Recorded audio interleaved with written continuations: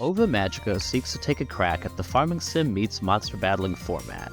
It has some good ideas and presents a nice foundation for the devs to hopefully flesh out in their full release.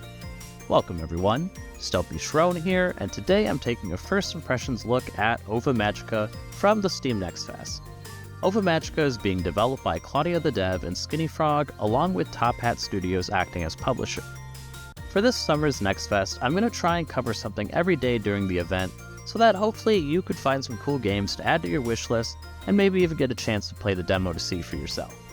So without further ado, let's get to it. Ova Magica presents vibrant and highly saturated colors, which brings a charming atmosphere to the cutesy aesthetics of the blobs and characters who inhabit the town.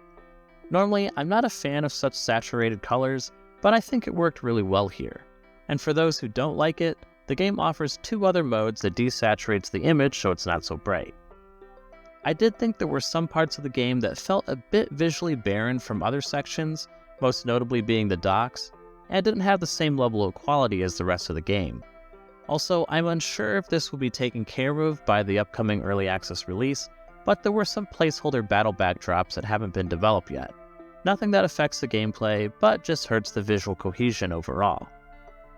One thing I really liked about Ova Magica is the full-body portraits when talking to characters.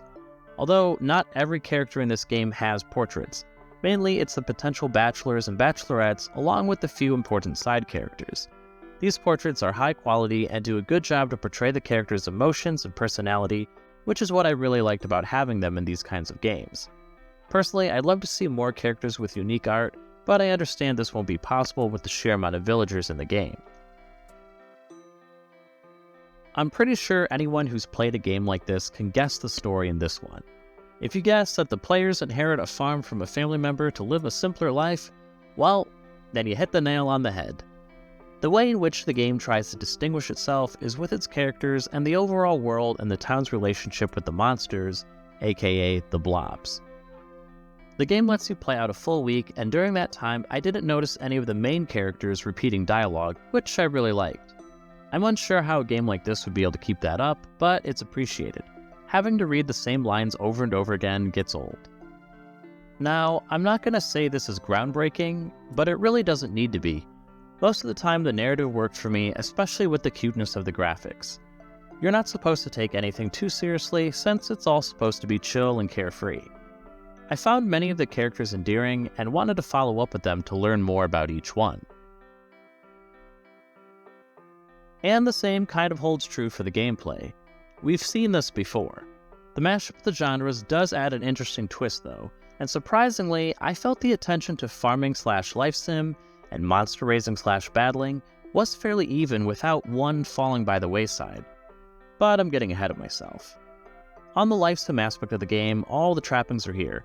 You have your rundown farm that you need to clean up to gather resources, while also farming crops to make money. There's also fishing, bug catching, and just good old foraging for items. One thing I didn't notice was any sort of skill system to reward you for continually doing the same task. Although there were skill points, but I wasn't able to spend them in the demo, so I don't really know what they might pertain to. Furthermore, I felt farming was something that could be largely overlooked by players at the moment. Right now, it seemed like most of the plants all had the same growing period, at least in the first season, and the seeds all cost the same amount of money. And while I didn't figure this out in my time with it, it seems like it'd be very easy to determine which plant had the highest yields and plant only that. However, farming in general wasn't really necessary as I got most of my money from just foraging for stuff, with a bit of fishing and bug catching, but mostly foraging. I thought getting money was way too easy in the demo, and I hope there will be some balancing in the future. On the note of balancing, I think the option to purchase a bigger backpack or needing to have optimal time management is cancelled out with things like magical storage and fast travel. The magical storage are chests placed generously throughout the world that lets you access your storage or dump things without the need to walk back to your farm. I understand the quality of life feature that this is, but I think it's in opposition to the backpack upgrade. Why do I need more space when I could find a magical storage chest just around the corner of wherever I happen to be? I think one way the devs could keep the storage but mitigate this problem is to only allow players to access stuff from the chest when they're out and about and only let them play stuff when they were at the farm. Fast travel was another convenience, but it was also something that made me feel like time wasn't a resource I needed to worry about like it usually is in these games.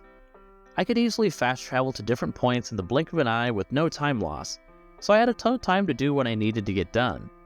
And while we're on the subject of time, stores don't close and people have no daily schedules in Ova Magica, or at least not as of yet. I feel daily schedules are an important aspect of this genre, as players will need to decide whether or not they should continue with a desired task or get their butts to the general store to pick up a few things, or maybe catch that one character they're trying to woo before they head home to sleep. I feel like those choices were lost on me here. What Ova Magica does have you manage is your stamina. You could never have enough stamina, and I found myself constantly running out long before my day would be up. Food plays an important role to replenish not just your own stamina, but the health and stamina of your monsters. I didn't get around to cooking anything in my time with it, but I could see that as being absolutely essential, especially if you battle a lot with your blobs. And if you want to gather the necessary requirements to finally build a house and stop sleeping in a tent. This just about brings us to the other side of Ova Magica, which is the monster taming and battling. At the start, you're given access to one of 3 different starter blobs. Sound familiar? The blobs come in one of 3 types, being Forest, Magma, and Storm, which create the simple rock, paper, scissors the game has when fighting. After literally hatching your blob's egg, you get a companion who will follow you around until you decide to pit it against other people's blobs. In combat, the blobs fight on a battle track, with each active blob moving up in initiative before they can make their turn. It immediately reminded me of the Grandia franchise, specifically Grandia 2 since that's the one I played. So, maybe one of the devs is a fan? Anyway, when the blob goes to attack, if they manage to attack a blob that is also prepping an attack, then they land a critical. Otherwise, your blob can be in danger of being critted themselves. But whenever a blob gets attacked, this will push them further back on the battle track. This creates a delicate dance of deciding when is the best time to defend or to push the advantage. Fights can get more hectic as you have up to 3 blobs in your party facing off against 3 other blobs. I liked it a lot, but I almost wish they went the distance with the Grandia inspiration, if that was indeed the inspiration, and allowed for the fighters to move around the battle map, adding an extra layer of strategy. And the way you get into said fights is by literally asking any of the villagers to fight with you, and most of the time they'll say yes. This allows you to train up your own blobs for preparation to fight in the arena and advance in the leagues. I wasn't able to tackle any of that because my blobs weren't high enough level, but it did seem like a decent challenge for players to work towards. One last thing I thought was neat about fighting villagers is that when they are beaten, they will level up. This may not make much sense, but it suggested that their battle inspired them to train their blob better, but really what it actually does is encourages you to fight other trainers, or villagers, in town. This is especially important for the characters whom you can befriend/romance, since it gives you additional relationship points. And while fighting takes up a lion's share of what you'll be doing with your critters, they could also help out on the farm. Some blobs have helpful abilities that can make farming easier. I didn't have any who could do anything in the demo, but I did play a tutorial that showcased this mechanic. Apparently there will also be blob breeding so that you can mix and match blobs and presumably gain access to stronger and more useful breeds. Before I jump into my final thoughts, please consider giving this video a like if you enjoyed it, as that helps me out greatly with the YouTube algorithm gods. I put in just over 3.5 hours with the demo, which was the first in-game week and what it lets you play. I enjoyed my time with it. I felt there was plenty to do in the game and several things to work towards right away. Being able to set goals within a game like this is incredibly important, and it didn't fail with presenting me with new carrots on a stick to try and reach for. Other than the previous feedback I mentioned, the only other thing I'd pitch to the devs is to provide more information on the blob screen. I wanted to know what the abilities actually did for each blob, or what their passives were with the one I had that actually had a passive, but I had no way of figuring this information out. If any of this sounded like something you'd enjoy, then you could try out the demo until June 17th when the Steam Next Fest ends.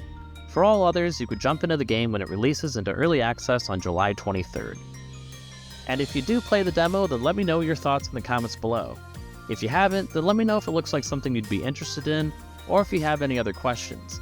I'll be continuing to give more coverage on games in Next Fest as the week progresses, so hopefully I'll be seeing you tomorrow. I hope this video helped you in some small way, and if it did, then please consider leaving a like, comment, subscribe, or whatever it is you feel like doing. Thanks for watching, and have a nice day.